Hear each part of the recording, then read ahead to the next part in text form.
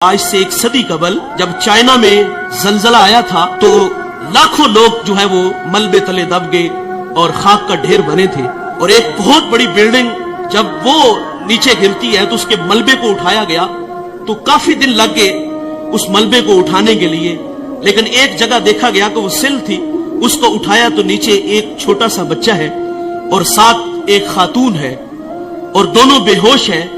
انہیں وہاں سے اٹھا کے ہاسپٹل لے آئے اور اس خاتون کو ہوش آئی تو اس سے لوگوں نے سوال کیا کہ ہم نے ایک عجیب کام دیکھا ہے کہ تیرے ہاتھوں کی انگلیاں جو تھی وہ زخمی تھی، سارا بدن تو تیرا محفوظ ہے، تو تیری یہ 10 انگلیاں ہیں یہ ساری زخمی تھی، اس کی وجہ کیا ہے؟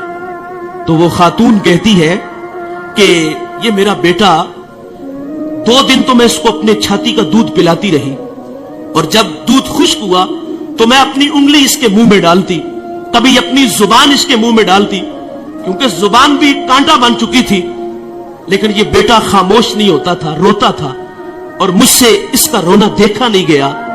اور وہ خاتون کہتی میں اپنی انگلیوں کو کاٹتی، اس کو چباتی، اور جب خون نکلتا تو میں اپنے بیٹے کے منہ میں انگلی رکھ دیتی، اور میں نے اتنے دن اس بیٹے کو اپنا خون دے کے اس کی جان بچائی ہے۔ اور یار ماں اپنا خون دینے کے لیے بھی تیار ہے، ماں کتنی اولاد کے لیے محنت کرتی ہے، سلائی مشین چلا رہی ہے، گھر میں فٹ بال سی رہی ہے، اور بوڑھا باپ فیکٹریوں میں دھکے کھا رہا ہے۔ ہم اکثر رات لیٹ گھر جاتے ہیں، کسی شہر سے گزر ہوتا ہے تو فیکٹریوں سے ہم دیکھتے ہیں کہ جوان بھی نکل رہے ہیں اور رات 2 بجے بوڑھے بھی نکل رہے ہیں۔ جوانوں کو دیکھ کے تعجب نہیں ہوتا، بات سمجھ میں آتی ہے کہ ان کے خواب ہیں، کچھ سپنے ہیں، یہ بڑا گھر چاہتے ہیں، یہ بڑی گاڑی چاہتے ہیں، اس کے لیے یہ 18 گھنٹے محنت کر رہے ہیں۔ تعجب ان بوڑھوں کو دیکھ کے ہوتا ہے کہ جن کے قدموں میں اب چلنے کی سکت بھی نہیں۔ یہ وقت تو خدمت کروانے کا تھا، لیکن یہ فیکٹریوں میں دھکے کھا رہے۔ والدین کی عظمت کو سلام کرتا ہوں، یہ 18 گھنٹے کام اس لیے کرتے ہیں کہ پہلے ہمارے بچے اسکول میں پڑھتے تھے، اب کالج میں ہیں، یونیورسٹیوں میں پڑھتے ہیں، اب خرچے بڑھ گئے ہیں، ان کی تعلیم کو مکمل کرنے کے لیے وہ 18 گھنٹے کام کرتے ہیں۔ اور ان بوڑھوں کے پیش نظر یہ بھی ہوتا ہے کہ ہم نے تو ساری زندگی مستریوں کے پیچھے دابڑے اٹھائے، فیکٹریوں میں دھکے کھائے، کل کو ہماری اولاد ہماری جگہ پہ نہ کھڑی ہو، وہ ہمیں آسودہ کرنے کے لیے، آسودگی دینے کے لیے خود 18 گھنٹے کام کر رہے ہیں۔ لیکن افسوس انہوں نے محنت سے پالا، انہوں نے ہمیں معاشرے میں جینے کے گر سلیقے دیے، ہمیں تعلیم کی دولت سے آراستہ کیا۔ ماں گھر میں فٹ بال سی کے بچوں کے لیے پیسے جمع کر رہی ہے، کئی بار ہاتھ زخمی ہوا، ساری رات وہ سلائی مشین چلا کے اپنی اولاد کی تعلیم کے لیے محنت کی، اور ہم اتنے بڑے بنے کہ جب ہم کسی اعلیٰ مسند پہ بیٹھے تو اب ماں باپ خود کو چھوٹا محسوس کرنے لگے۔ یہ رویے ہیں ہمارے، وہ ہمیں بڑا دیکھنے کے لیے خود ہارے۔ مجھے سرے راہ ایک بوڑھا ملا، وہ چنے بھون رہا تھا تو میں اس کے پاس رک گیا اور اس کا ہاتھ بھی کام نہیں کر رہا تھا۔ میں نے کہا بابا جی اس عمر میں بھی کام کرتے ہو؟ تو وہ بوڑھا مجھے کہتا ہے کہ مولوی صاحب میرا پتر 14ویں کلاس میں پڑھتا ہے۔ لیکن سخت افسوس، ہم بڑے بنے تو ماں باپ خود کو چھوٹا محسوس کرنے لگ گئے۔ اب باپ کا تعارف کراتے ہوئے بیٹے کو شرم آ رہی ہے۔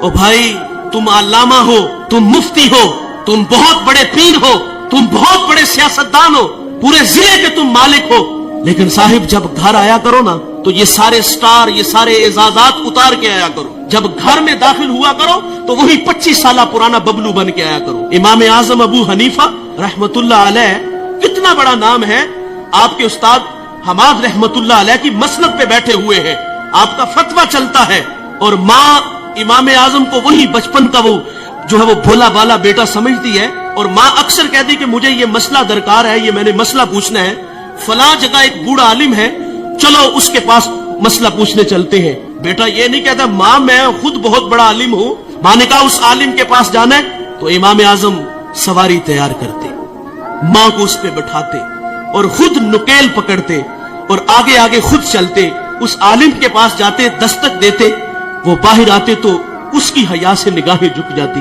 اور کہا میری ماں نے آپ سے کوئی مسئلہ پوچھنا ہے تو ان کی ذرا رہنمائی فرمائیے۔ وہ مسئلہ پوچھتی تو وہ امام اعظم سے کہتا کہ اس کا جواب کیا ہے، آپ ارشاد فرمائیں۔ آپ آہستگی سے فرماتے اس کا یہ جواب ہے، اور آپ تھوڑی سی اونچی آواز میں میری ماں کو مسئلہ بتا دو۔ ساری زندگی ایسے ہی ہوا، اور ماں باپ کے لیے تو اولاد وہی 25 سالہ پرانی ہونی چاہیے نا. لیکن افسوس کہ ہم گھر میں بھی آتے ہیں تو پیر بن کے آتے ہیں. افسوس کہ ہم گھر میں بھی آتے ہیں تو بہت بڑے علامہ بن کے آتے ہیں. ان کی قدر کرو صاحبو. قدر نعمت زوال نعمت کے بعد ہے. اگر یہ روٹ کر کے چلے گئے تو ہم سے عرش کا رحمان ناراض ہو جائے گا. اس ویڈیو کو شیئر ضرور کریں. ہو سکتا ہے آپ کے ایک شیئر سے یہ بات کسی کے دل میں اتر جائے.